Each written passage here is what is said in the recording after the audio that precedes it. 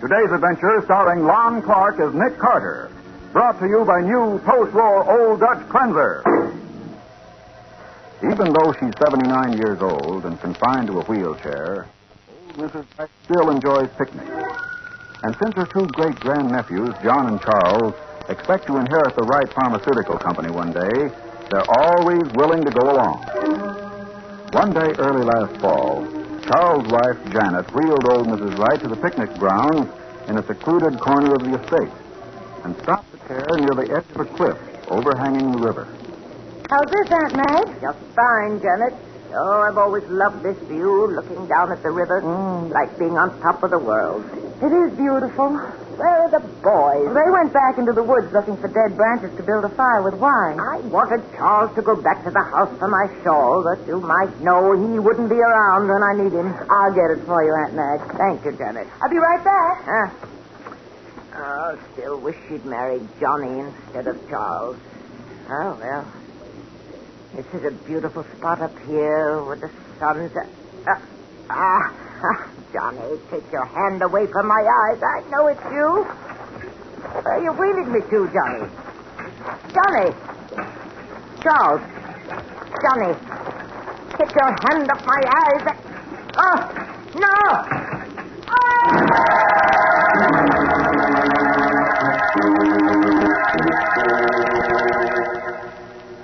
It's a miracle you didn't drown, Mrs. Wright. If those two fishermen hadn't seen you fall in and got to you in time... Well, they did. Are you sure you're well enough to talk, Mrs. Wright? Yes, of course I am. But, Aunt Madge, you know what Dr. Myron said about your heart. No, pneumonia left it weak. May quit any time. All the more reason this thing has to be killed now. But, Aunt Madge, I don't... Mr. Carter, I sent for you to tell you someone has tried to murder me. You mean someone deliberately pushed your wheelchair over the cliff? Exactly. But, Aunt Madge, no one was near that part of the estate but John and Charles and me. And the boys were in the woods gathering firewood. I know it wasn't you, Janet. Well, that was a man's hand over my eyes. And Johnny wouldn't. He loves his old aunt.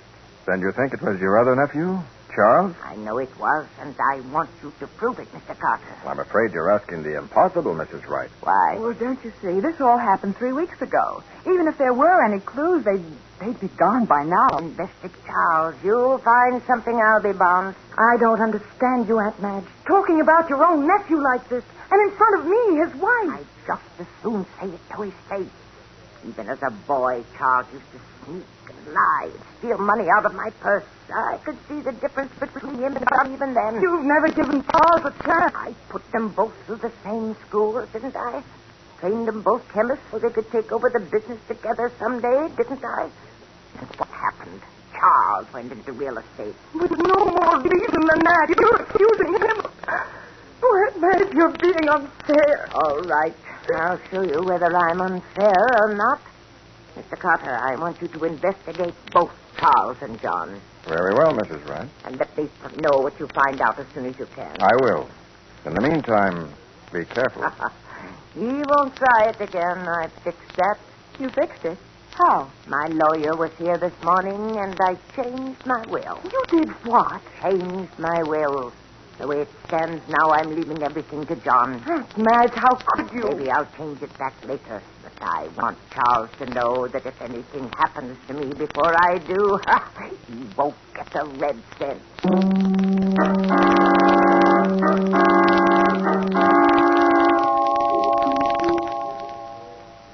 Back so soon, Carter? It's only been 3 days, hasn't it? Well, there wasn't a great deal to find out. How nice you look, Mrs. Wright. You must be feeling a lot better. I wouldn't be out of bed if I wasn't. This is Aunt Madge's 80th birthday, and we're getting ready to have a little party. Oh, never mind that, Janet. I want to hear what Carter found out. Well, frankly, Mrs. Wright, what I've learned doesn't prove a thing. I'll decide that. Okay. First of all, your nephew, John Wright, seems to be a pretty steady young fellow. No bad habits or associates. Lives within his income, saves regularly, and so on. I could have told you that. What about Charles? Well, Patsy can read that part of the report to you. Go ahead, Patsy. Right, Nate. Charles Wright, credit rating very poor. Business heavily mortgaged. Overdue loan at the First Community Bank. Several large personal loans. I don't see any reason for parading Charles' business difficulties. Quiet, Janet. What else, young lady? 3 days before Mrs. Wright's accident, Charles Wright attempted to consolidate his debts with a loan from the Halliday Trust Company. offering as security the fact that he would soon inherit half the estate of his aunt, who was very ill and could not possibly live long. Couldn't possibly live long. Well, he did his best to make sure of it. That isn't true. Charles couldn't do such a thing. Mrs. Wright, it'd be very unfair to condemn anyone on such flimsy evidence. No, it only confirms what I thought before. Janet, if you want to live here with me, you're welcome. But I want Charles to pack up and get out today. But Aunt Madge, your birthday party. My mind's made up. Mrs. Wright, as a favor to me, go on downstairs, have your birthday party, and don't say anything to either John or Charles until tomorrow. Sleep on it first. Well... Please, Aunt Madge, try to be fair. Oh, there goes that word fair again. All right. I won't say anything until tomorrow.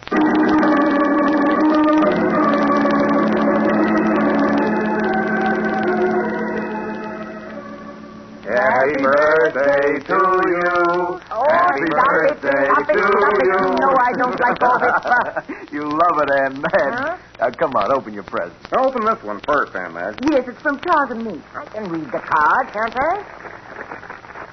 Hey, an amethyst brooch. That's good looking. Very pretty. Thank you, Janet. You too, Charles. I'm glad you like it, Aunt Madge. Don't talk with your mouth full, Charles. I should think 3 pieces of cake would be enough for you anyway. I'm afraid my gift will look pretty sad after that, Aunt Madge. But anyway, here it is, with all my love. You know I like it, Johnny, whatever it is. Well, a music box. It's beautiful, Johnny. Well, open the lid. How thoughtful of you. But where are my chocolates? You what? Now stop teasing. You know you always give me a box of those special Swiss chocolates on my birthday. Well, you know, I have to order them from Switzerland, and this year it just slipped my mind. Oh, I don't believe it. What's that you're holding behind your back? Can't fool you, can I, Aunt Madge? Here, and many happy returns of the day. You scamp. My birthday just wouldn't be complete without these. Aren't they pretty? Always look as good as they taste. Here, I'll put them away for you, Aunt Madge. You know the doctor said no sweets for a while. Oh, Janet, give me those chocolates. But Aunt Madge, the They do doctor look good, said... don't they? Glad I'm not on a diet. Charles, put that back. Those chocolates are for Aunt Madge. No, too late now. I only took one anyway. You ought to be ashamed, Charles. Doesn't taste so hot. Kind of bitter. Hand me that box, Janet, before he eats the rest of them. Well, all right, but... Aunt Madge, don't eat those. What? Charles, what's the matter? Chocolate. Something wrong. I feel...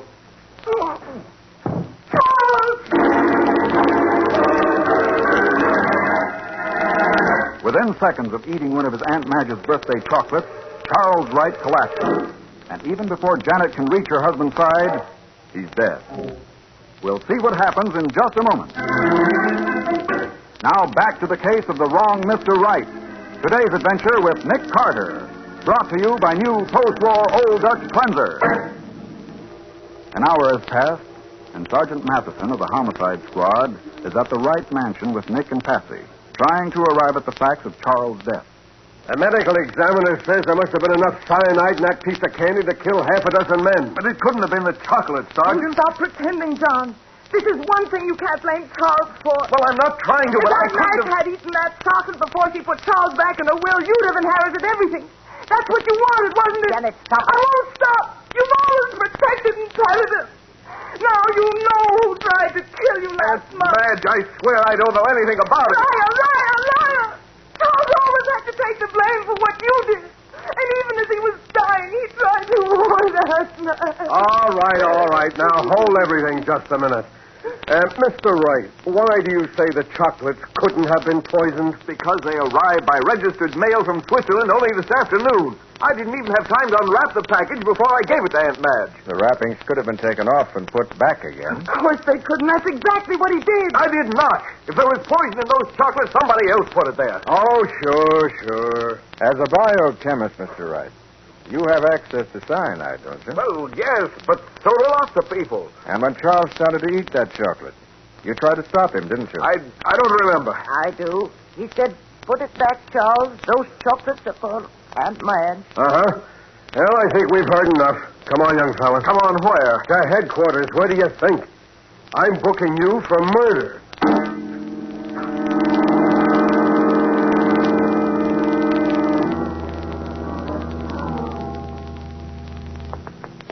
Nick, will we have to wait here at the post office very long? No. Matty said he'd phone ahead and get an okay for us to look at that receipt. Good.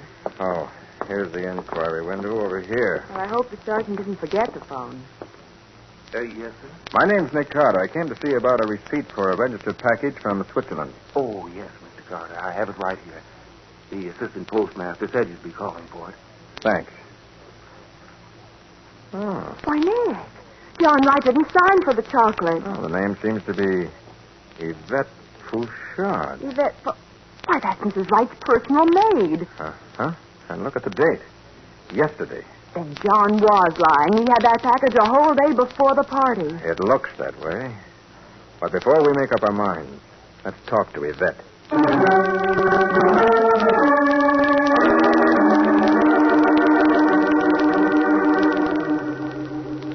Oui, monsieur. It is yesterday afternoon. I find what you call the certificate. The receipt. Oh, oui, mademoiselle. I sign him, then I place the package on the hall table where Monsieur Jean is sure to see him. Not a half hour have passed until I hear the voice of Monsieur Jean greeting Madame, and I say to myself, why he is home so early, huh? And why was he? Madame, see, he have a headache. But what about the package? When I put the regular mail on the hall table about 3 o'clock, the chocolates are gone.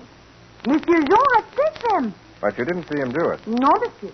But the package is there when he come home. It is gone after he passed through the hall. So I know he has found it. Isn't it funny, Nick? The smartest men make stupid mistakes when they try to commit a crime. John left a trail of evidence a yard wide. How about you forgetting, Patsy, that if Mrs. Wright had eaten that chocolate, there probably wouldn't have been any investigation. You mean because of her weak heart? Sure. Everyone would have assumed that death was due to heart failure. Well, what now, Nick? Let's get on to headquarters and see what the laboratory boys have found out.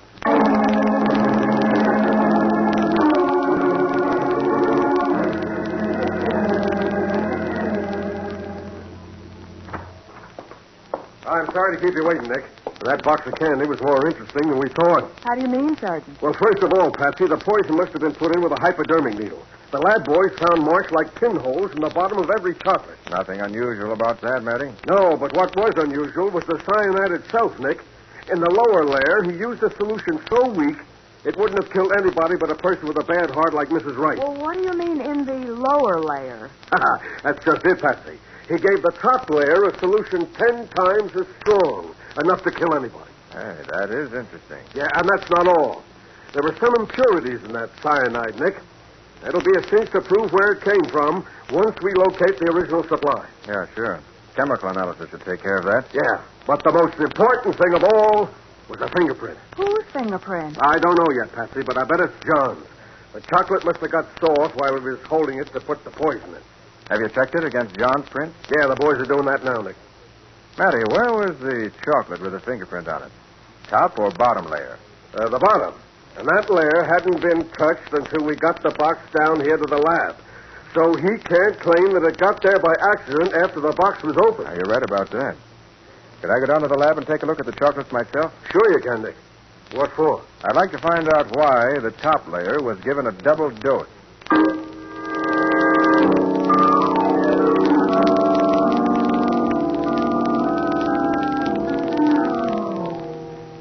Sergeant Mathison was right, Nick.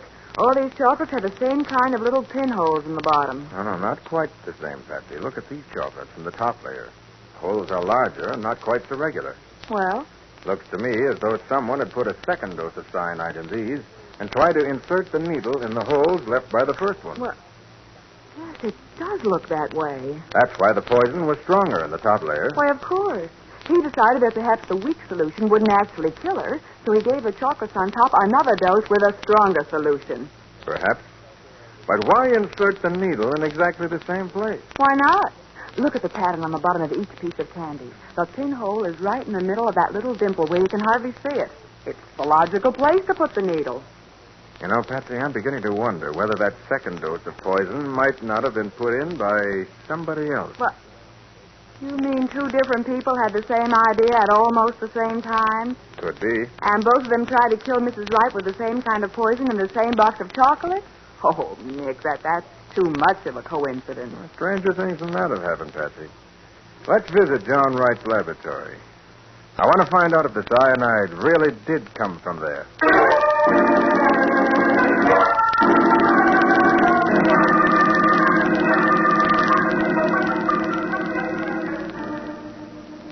Here's the only bottle of cyanide we have, Miss Carter, but we don't use it because it's not a very good grade. Some kind of impurities in it. I don't know exactly what. Impurities? Nick, do you remember what the sergeant said? Yeah, I know what you mean, Patsy. Must be an interesting job, Mr. Jensen, laboratory assistant to a biochemist. Oh, the work's interesting enough.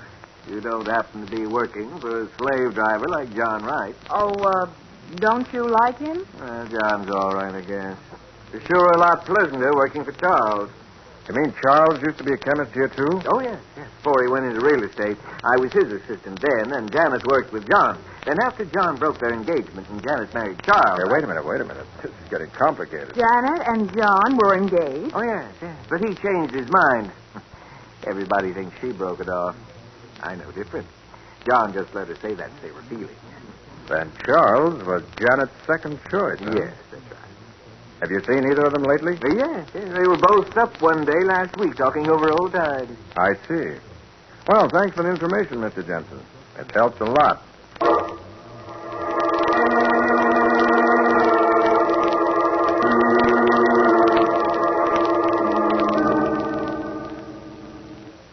Here's the report on that cyanide comparison test, Nick. Okay, let's see it. Here you are. Both of them analyzed exactly the same. Then the cyanide in the chocolates came from John Wright's laboratory. Not a doubt in the world, Patsy. How about the fingerprint on that chocolate? We drew a blank there. Maybe it belongs to somebody in the candy factory in Switzerland. Anyway, it's not John Wright.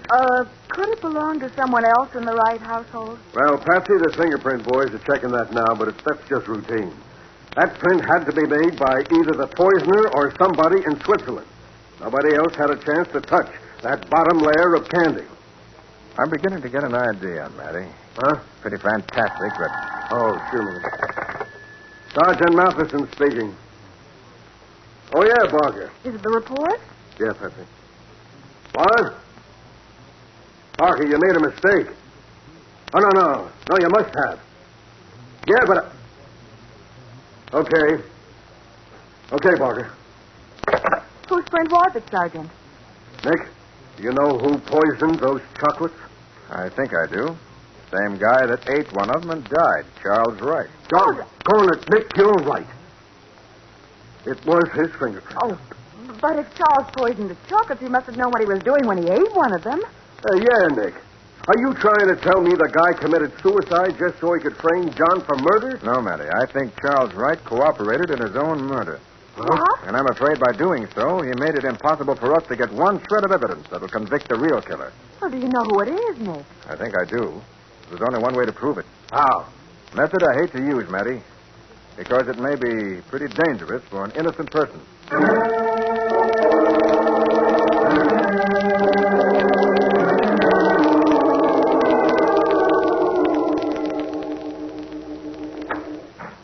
Harvey said you wanted to see me, Aunt Madge, so I... What in the world are you doing with these two laundry hampers here in your room? I'm looking for something with a chocolate stain on it. Here, Janet, you look through this hamper. Chocolate stain? What do you mean? The chocolate was soft, and whoever poisoned those candies must have got some of it on his fingers. It'd be the most natural thing in the world to wipe them off on something without even thinking about it. Aunt Madge, John poisoned them. You know that. All right. Then if we find chocolates on one of his handkerchiefs, that will prove it. Oh, it's just a waste of time, Aunt Madge. Maybe, but... Did you find something? No. No, I didn't find a thing. And why are you looking so funny? I'm not looking funny at all. Janet, would you run downstairs and ask Harvey to bring up some tea? You're just making an excuse to get me out of the room, aren't you, Aunt Madge? I know, Janet. Why should I? Why? So you can make a telephone call to Nick Carter. Oh, what an idea. Why should I want... Because you did find something in that clothes hamper. You're trying to hide it under your robe right now. I'm not trying to hide anything. Let's see. Let go of it. But, Janet, so, one of my handkerchiefs. And there is a smear of chocolate on it. I was more careless than I thought. Then it was you. You did poison that candy. Of course I did. But you knew that if I died, everything would go to John. That's why I took the candy away from you before you had a chance to eat any of it. And that's why Charles grabbed the piece first. We had it planned very carefully. You mean Charles knew about the poison? Yes. But he thought there was only a tiny bit of it. Enough to make him convincingly sick. And make you think that dear Johnny was trying to kill you. Ah, now I'm beginning to understand. You thought that I'd blame Johnny for the other attempt, too. You thought I'd change my will and leave everything to Charles. Exactly, darling. But there was more poison in the chocolates than Charles thought. Because after he finished preparing them, I gave the top layer a second and stronger dose. I can't believe it. You loved Charles. I hated him. That greedy fool. I only married him because I thought he'd be rich someday. And then you cut him out of your will. Why did you kill him, Janet? Why? So that I'd get it all for myself. And be rid of him at the same time. With Charles dead and John convicted of his murder, who could you leave it to but me? The poor, sorrowing widow. I didn't know anybody could be so evil. Well, you know now, darling. Any more last words? Last words? Yes. You're about to die of heart failure, dear. No. You don't think I'll let you tell the police about finding that handkerchief, do you? But I was just so if you don't mind. I'll take that pillow from behind your back. No, don't, please. You won't struggle much. Your heart won't last that long. All I need to do is press the pillow over your face. Move. Like this, like this.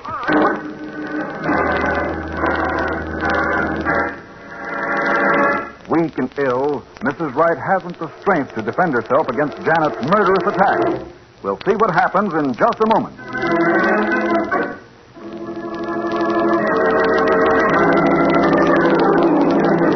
Now for the conclusion of the case of the wrong Mr. Wright. Today's adventure with Nick Carter. Brought to you by new post-war Old Dutch Cleanser. Helpless in her wheelchair, Mrs. Wright struggles feebly against the suffocating pillow which Janet holds firmly over her face. Go on and die, you old. That's enough, Janet. Where did you come from? We've been hiding in the closet listening. Are you all right, Mrs. Wright? Yes, I'm quite all right, Mr. Carter. It was such an interesting confession, Janet. I'm sure the jury will enjoy it as much as we did when you go on trial for murder.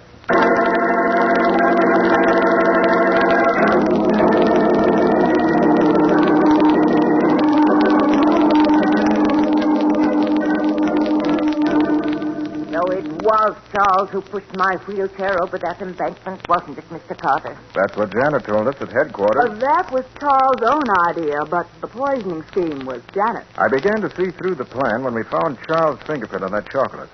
And obviously, Janet had to be in on the scheme, too. Why? Because when we found out that the chocolates had been poisoned a second time with a stronger solution, that made it pretty clear that somebody who knew what Charles had done was double-crossing him.